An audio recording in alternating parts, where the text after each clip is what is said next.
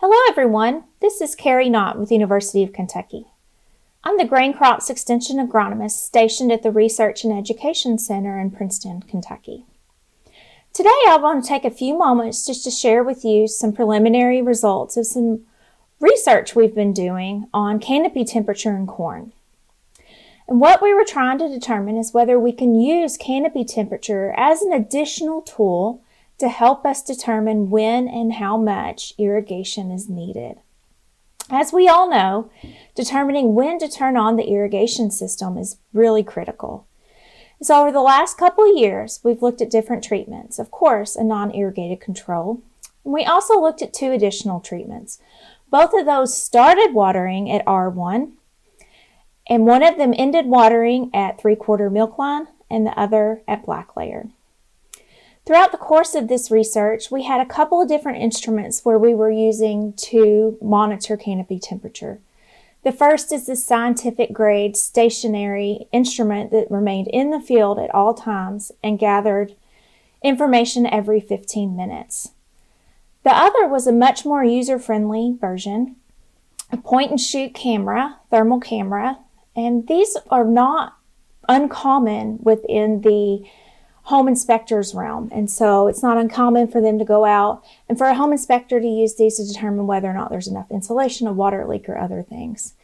And kind of the cool thing about this instrument is that it gives you these visual output. And you can see here in this image the corn leaves.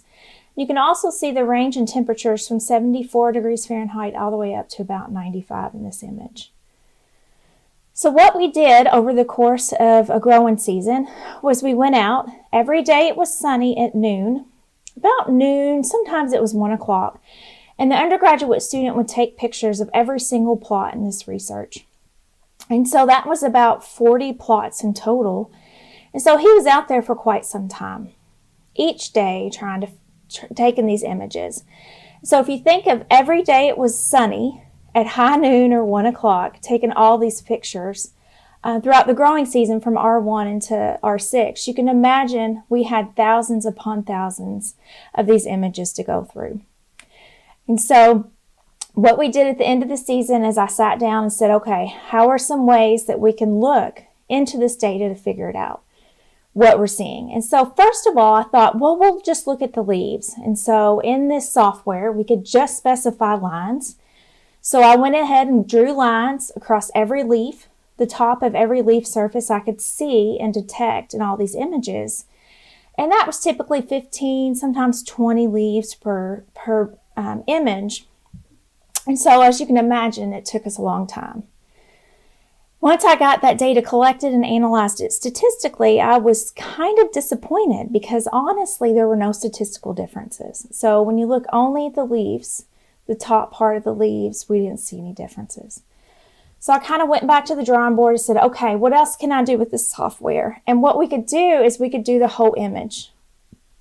We could take the temperature of the whole image and then determine minimum, maximum, and average temperature as well. But as you can see here with this white oval, sometimes we got the sky, sometimes we got the ground, sometimes we got arms in these photographs. And so we did have to go through and still collate through this information. You can see here I just did 3 large boxes.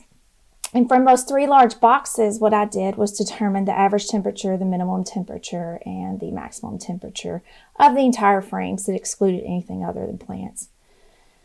As you can see here, unfortunately, average temperature did not differ among the non-irrigated control and the 2 treatments. And I thought, okay, that's all right.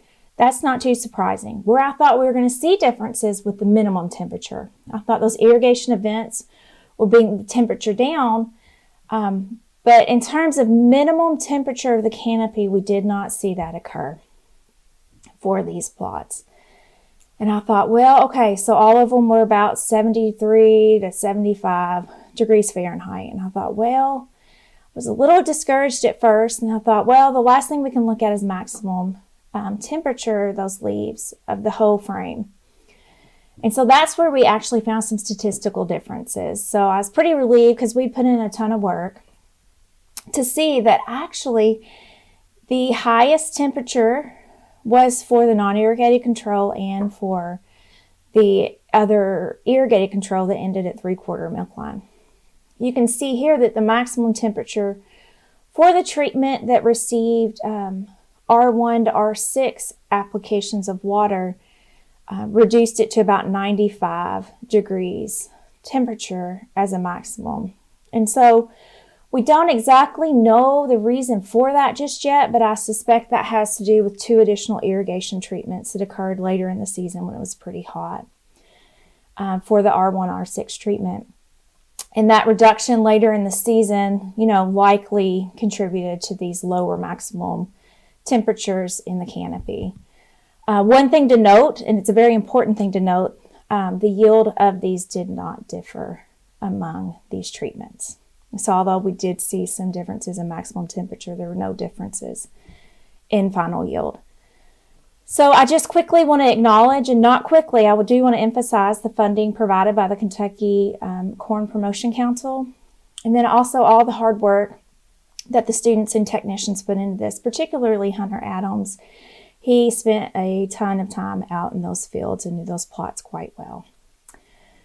Thank you very much for your attention. If you have any questions at all, please feel free to contact me. Here's my email. That's probably the best way to contact me at the moment. Also, follow me on Twitter. Throughout the growing season, I try to give timely updates of problems or issues or good things I'm seeing or hearing. So that's a good way to kind of stay on top of what I'm seeing. And as always, please visit kygrains.info for the latest up-to-date information. Thank you.